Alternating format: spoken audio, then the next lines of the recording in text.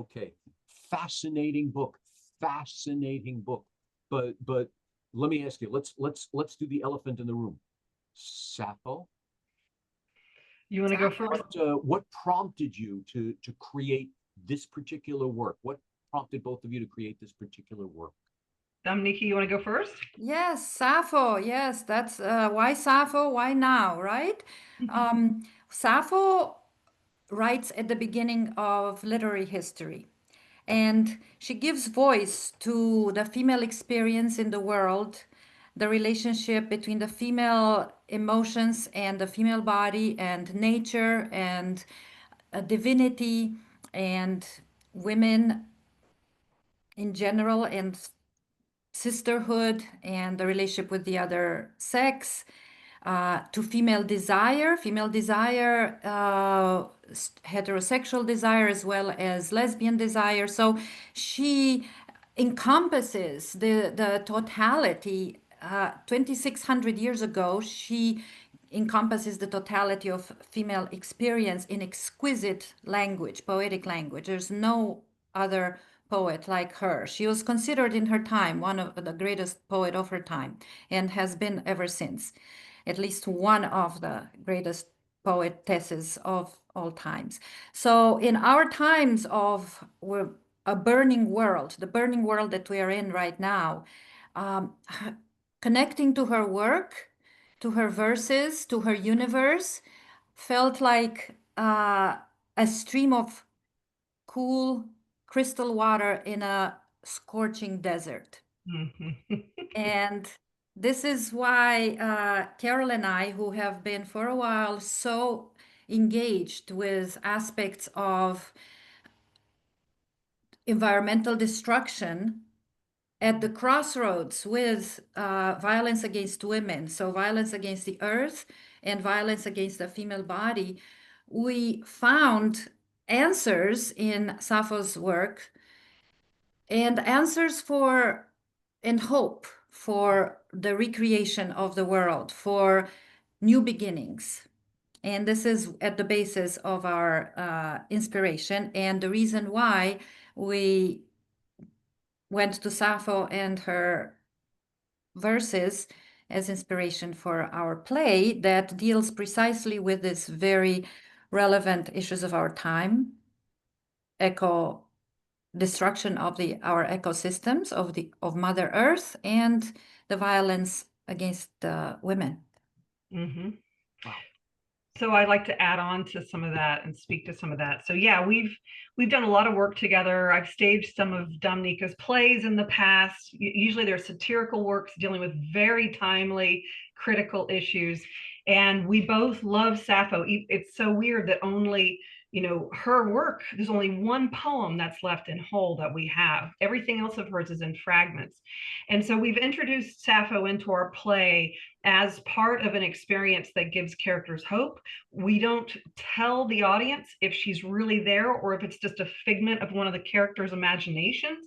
We also use Sappho as a device. Let me explain. And that is, we actually will introduce different stanzas and different glimpses and fragments of Sappho's poetry throughout the play.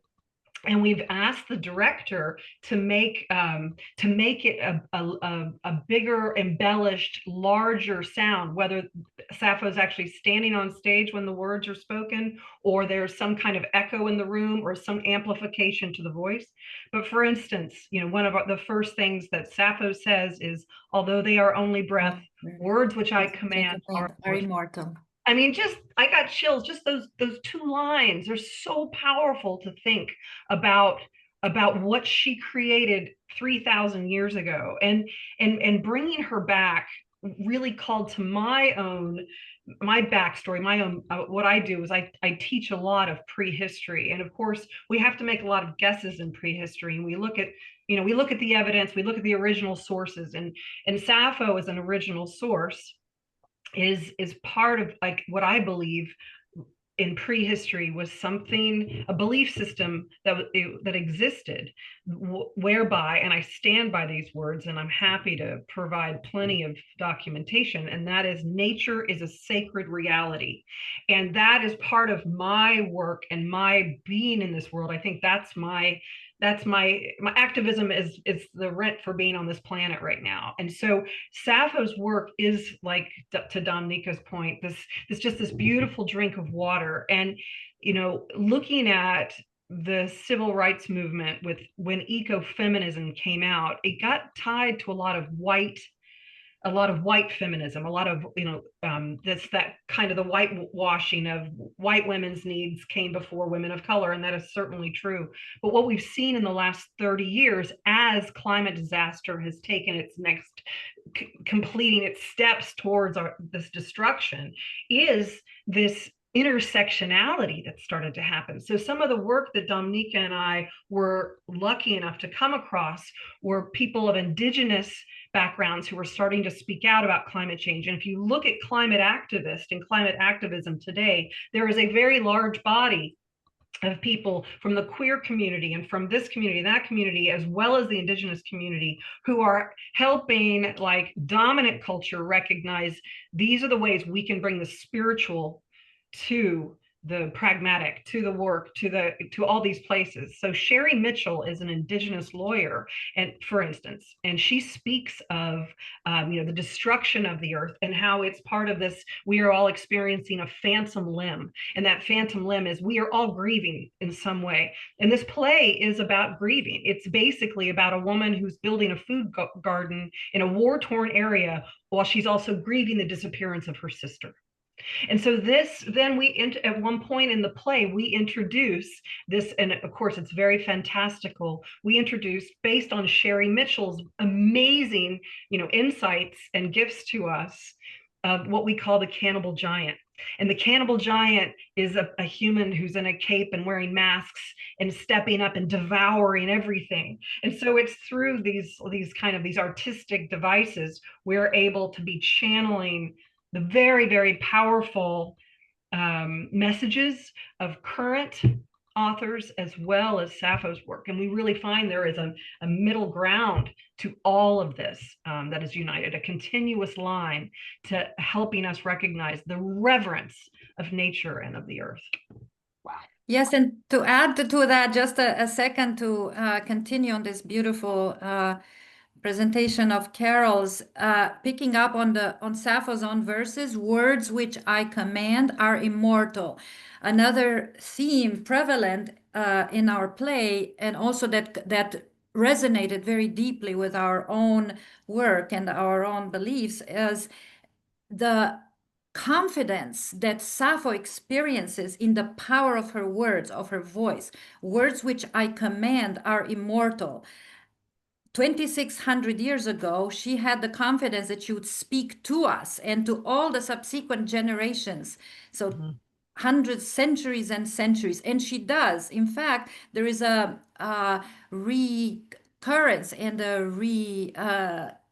reconnection with the works of Sappho, all the way to Gen Z, that are finding in her a source of hope, of empowerment, of in unadulterated beauty, and again, this beautiful connection between the female body and nature, because a lot of her poetry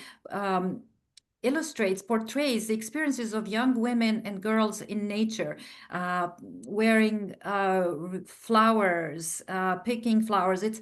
There is a certain innocence and also lusciousness, all under the we could say, under the guidance of her favorite goddess, which was Aphrodite.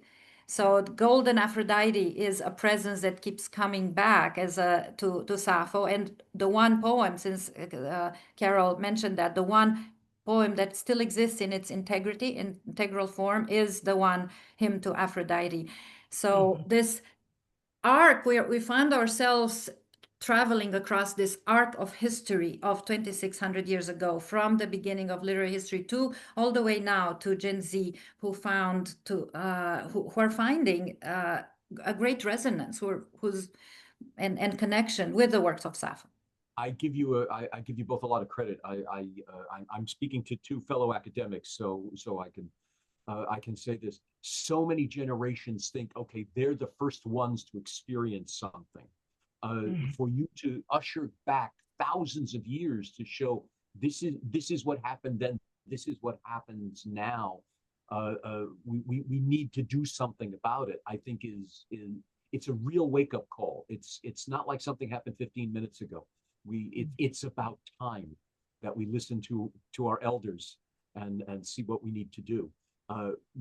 Really incredible. Now here's I'm playing devil's advocate at this point. When I first saw the book, when we first discussed this, a stereotype hit me in my head, and even when I speak to people, they say, "Oh, it's about lesbians." Right.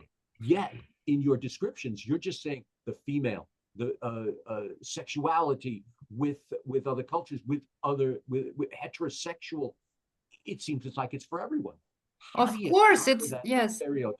Yeah, how do you conquer that stereotype when talking about this book? So I think. Go ahead. I think that the use of the word lesbian has been used to discredit her. And I think that, yeah, maybe she was from Lesbos and that's adopted this terminology through the years, but homoerotic love or same-sex desire was certainly accepted and normalized in ancient Greece for men. But it's, it seems like the tables are turned a little bit for women, so we do address in the play female desire and same-sex love with Sappho and one of her former lovers. But we also, she's known for, she had a school for young women, and she had she had a daughter. She was married to a man, and so but people aren't remembering. They're choosing to make a one large sum equals. This happens time and time again when we're studying women as subjects. They are broken down into this or that, to love or to hate. There's so many historical figures that are women in history, and it's an either or situation. And so this is a way of actually of I think discrediting her. But her work of love, when you look at some of this, the beauty of her poetry, you can't deny the magic in this poetry of her love for probably, and sometimes speaking about another woman. So, awed by her splendor, stars near the lovely moon cover their own bright faces when she is round us and lights the earth with her silver.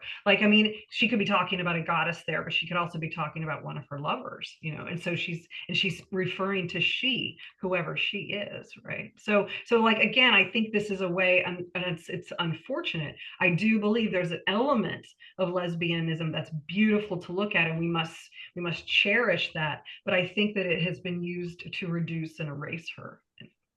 Yes, and find the situation in general when talking about ancient works, that because we have fragments, because they're a translation of a translation of a translation, that we read something and we decide what it's about, and if we really delve into these ancient works, we're going to find so many messages that we've ignored.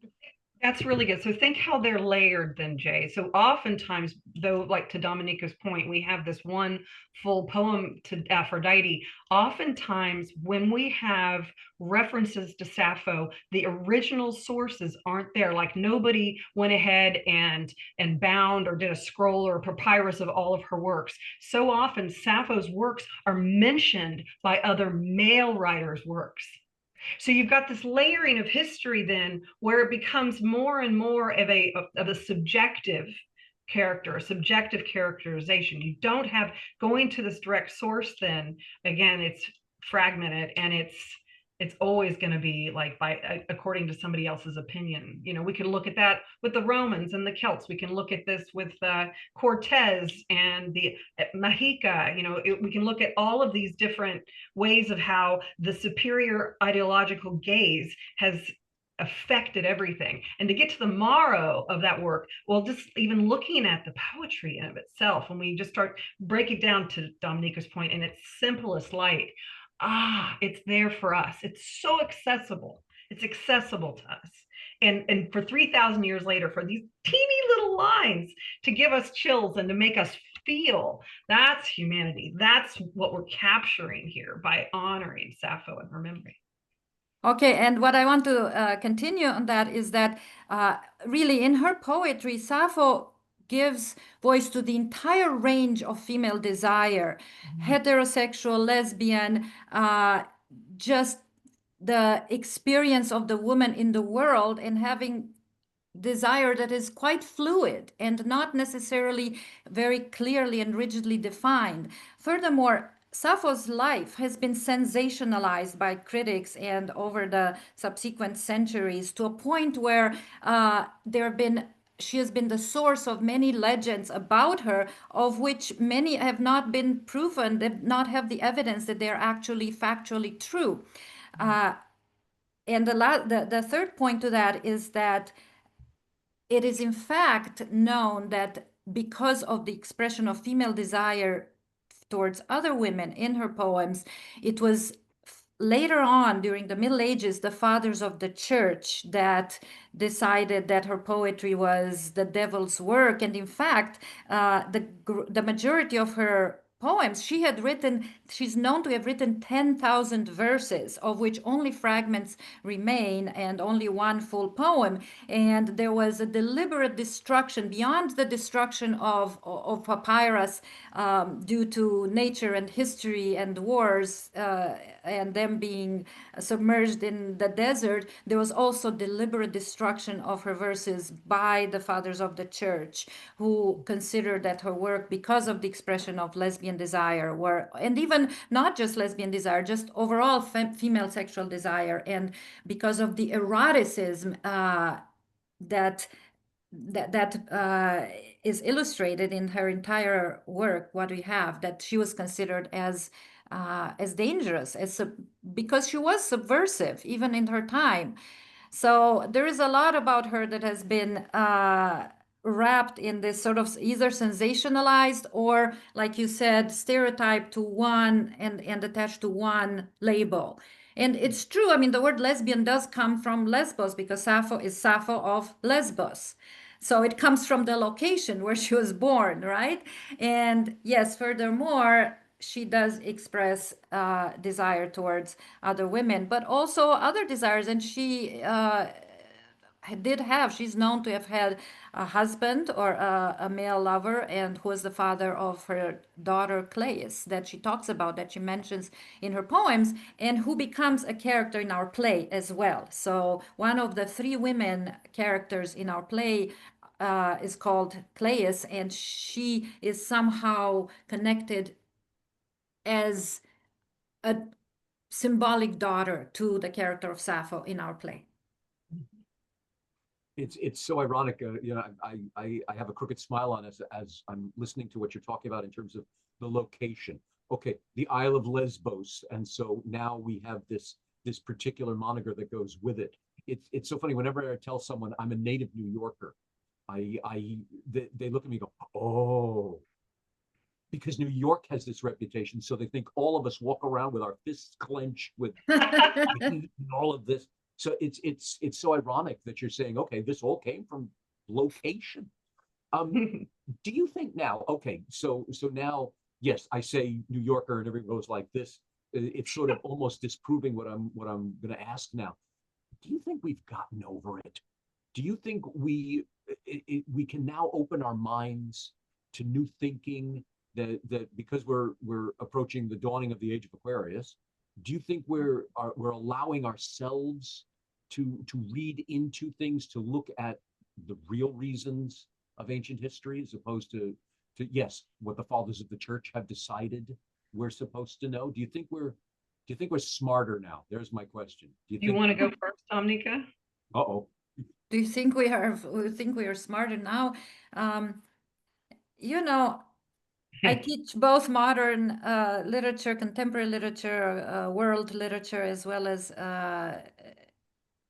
ancient literature and Renaissance literature, and there is a certain commonality of experience. Once you look at works of art and what humanity has expressed across the century and the millennia, the reason why so many of these works continue to be relevant and speak to us is because there is a commonality of human experience in terms of one's expression of love, one's relationship to each other, to society, to the world, to divinity, to a sense of the divine, to nature and the universe, right?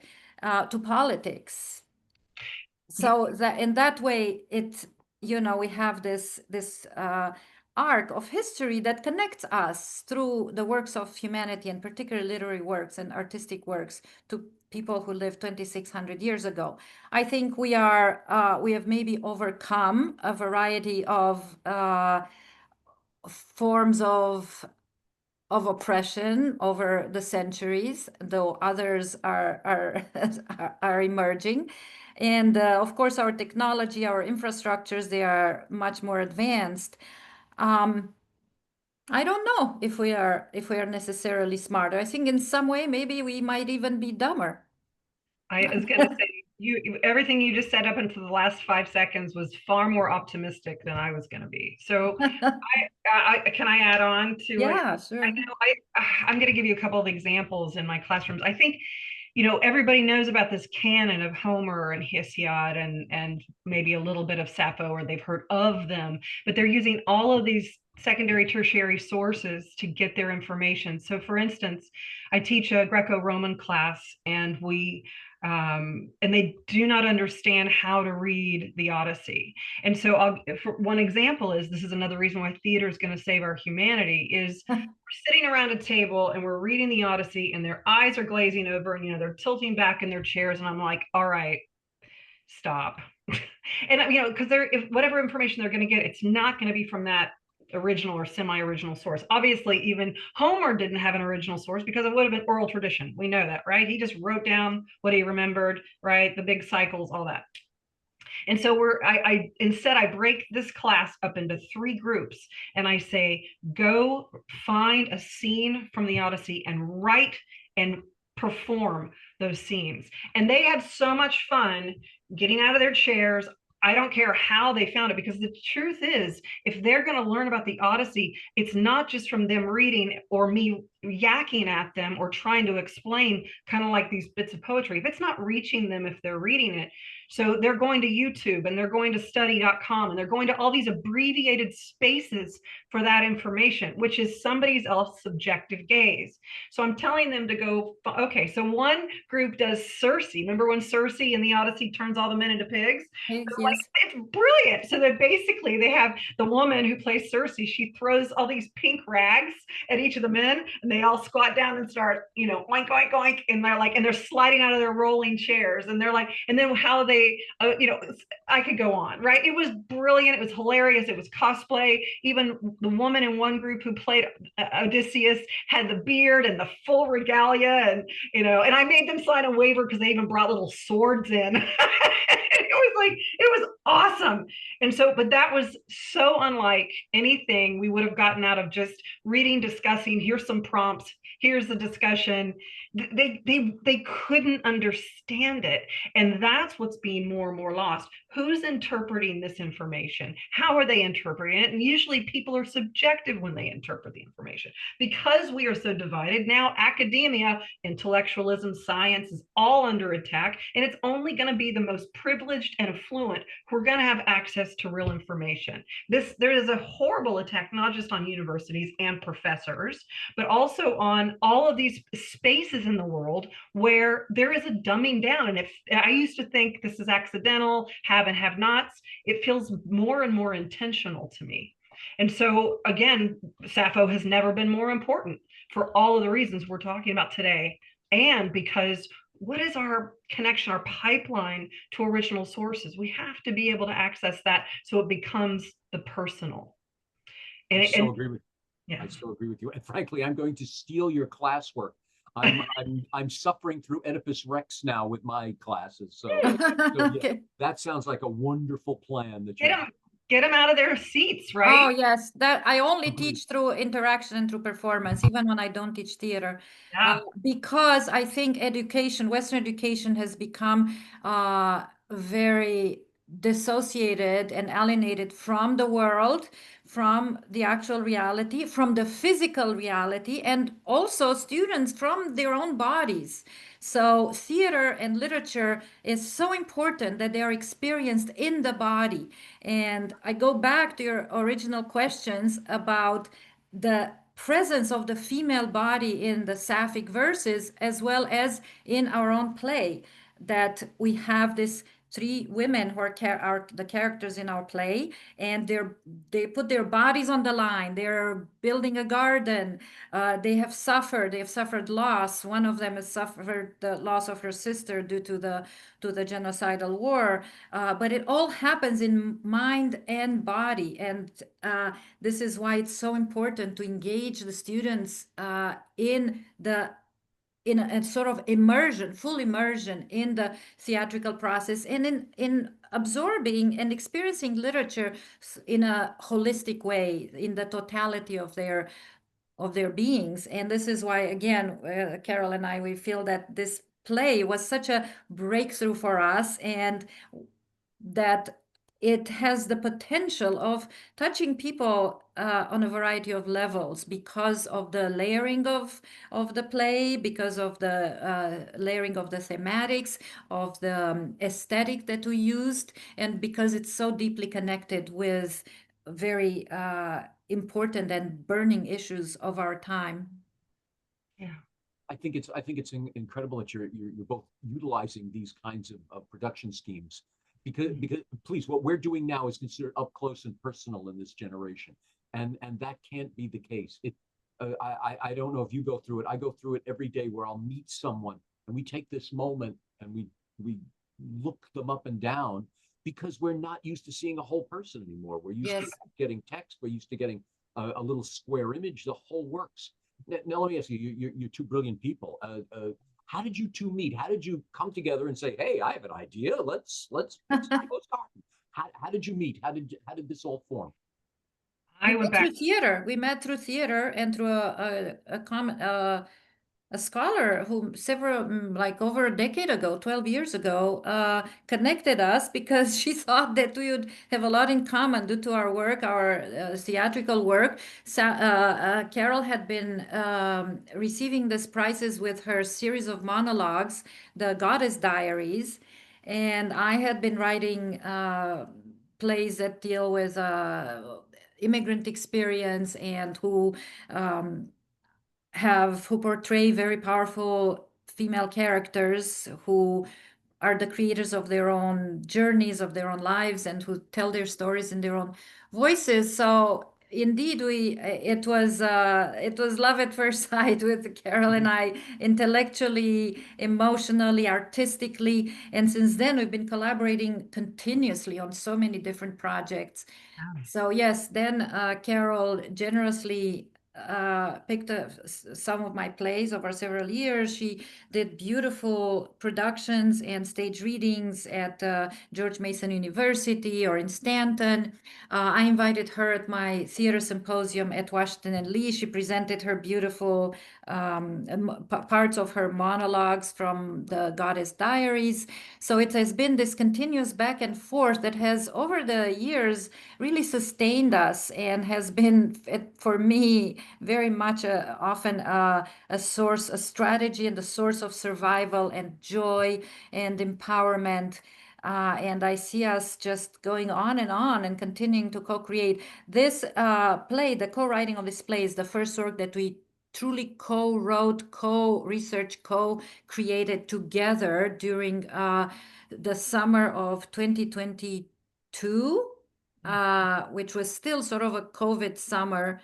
We had been working at this before. We did the research, and we wrote first draft of the play during the July of 2022 on my university campus. Thanks to a collaborative grant that my university gave us precisely to create this. So from there on, since then, the play has been developed, has gone to a couple of table reads. And then when it was published, Carol and I kept rewriting it and polishing it. So we're very happy that we do have now this very beautifully created, beautifully produced book of Sappho's Garden with an introduction that pretty much sums up many of the things that we have been talking about and presents our journey both as scholars and as artists, as creative artists, as to how the creative process is behind the play. And we have to give a shout out also to the publisher. So, gee, And you got They the know who they are. oh my God, No Passport Press, No and a Passport Press. colleague of Domnica's. Switch. That's it. What's her name?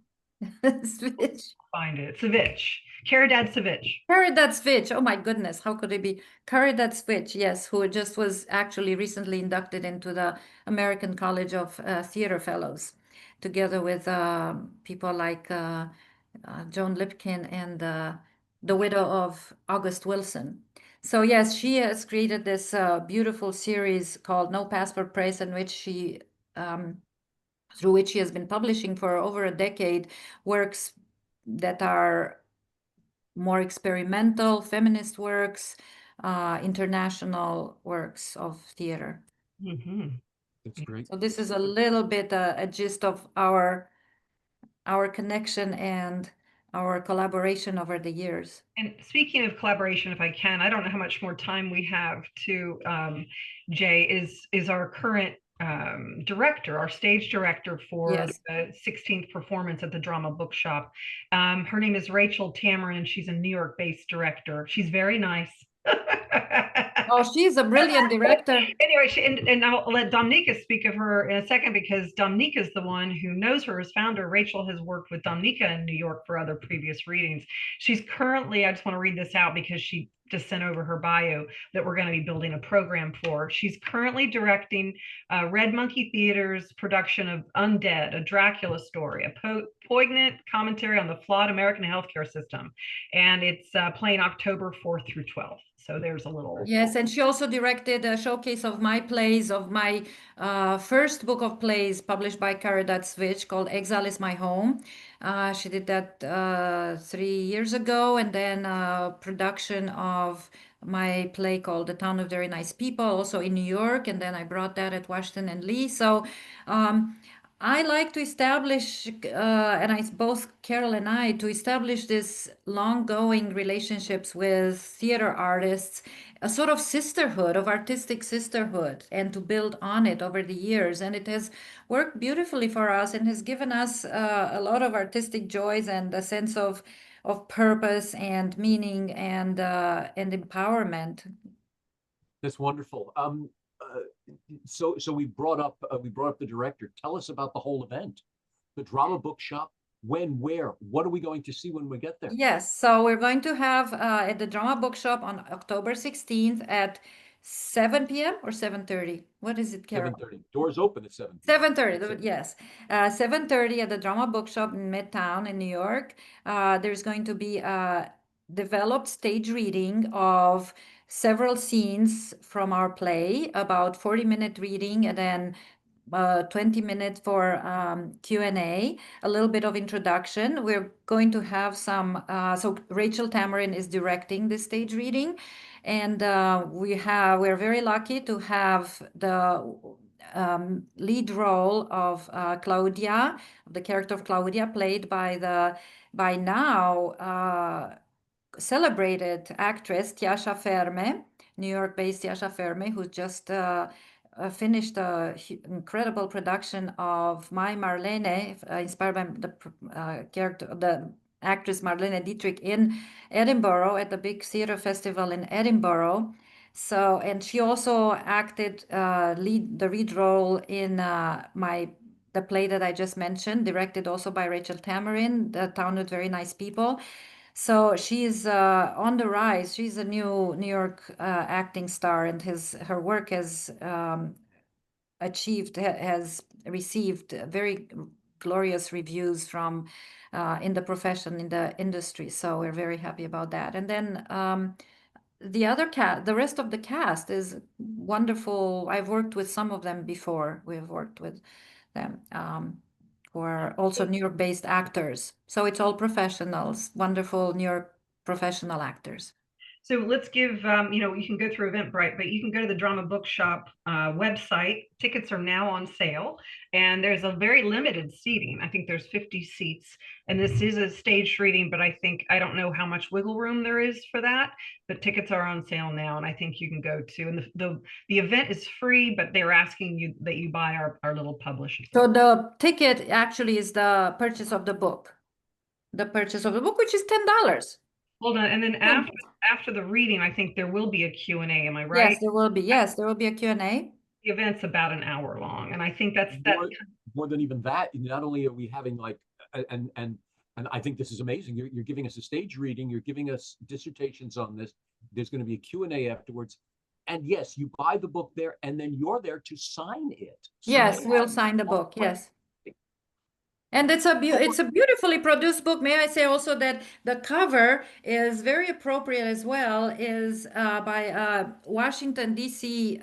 Based French-American visual artist, Daniel Bensky, and it is called Gaia's Lament. Gaia, as you know from Greek mythology, is the Mother Earth, the goddess of the earth. So it's very appropriate. Everything is very holistic in this book. It is a little gem of female creativity and goddess culture and hopefulness for a sustainable and luminous future. I have to congratulate you both. We're signing off in a moment, but I have to congratulate you both, and I'm doing it on the air. I have individuals that I work with that sometimes I gotta pull information out of. Not with us. Oh my gosh, it's so. All I have to do is say, "Okay, ladies," and then I could just sit back.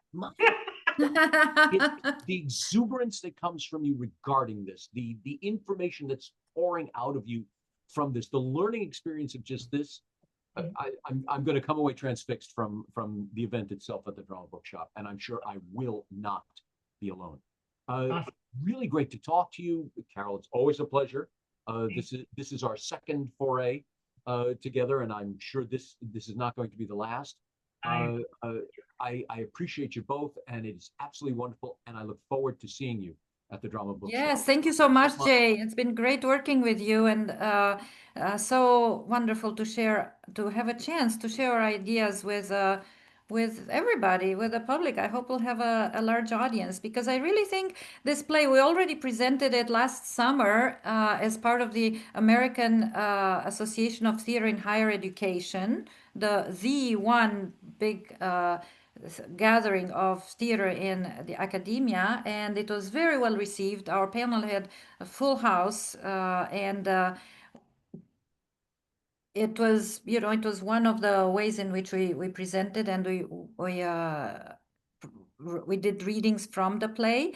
So this will be a culmination. This event, the Drama Bookshop on October 16th at 7:30, will be a culmination of our work with this play since it has been published, and hoping that it will be yet another beginning, that this will give birth to more events, to more developed readings, and eventually to a full production.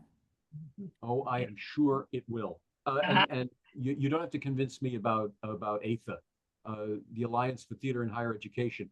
Long story for another time, but I worked with them years ago, and we ended up doing a workshop that ended up being on Broadway. Oh, wow. Yes, that's right. Broadway for a workshop there. And I'm forever in their debt. Yes, it's the greatest conference, because they connect the theater from the academia to the professional theater, and you just get such a sense of solidarity among theater artists that are trying to change the world.